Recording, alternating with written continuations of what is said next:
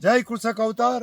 આજ મયુરભાઈથી મને રાજકોટ એના કૃષિ પ્રાકૃતિક ફાર્મ માટે લઈ આવ્યા છે. તેનું મને ગૌરવ છે. મયુરભાઈ આજે રાષ્ટ્રની તંદુરસ્તી માટે અનેક પ્રકારના ફળ આધારિત ફ્રૂટો વાવે છે, ફળ વાવે છે. તેનું મને ગૌરવ છે. મયુરભાઈ, તમે આ કેટલા સમયથી આ વાવો છો? આપણે આ સુરેશભાઈ 5 વર્ષથી સ્ટાર્ટ કરેલું છે, જે અલગ અલગ ફ્રૂટ ને ફળ ને આ ઔષધિના વાવેતર કરીએ છીએ અને કંઈક ખેડૂત માટે કંઈક અલગ રાહ ચીંધી શકીએ આપણે. તો આ તમે પોપૈયા શું કરવા આવ્યા છે વચ્ચે?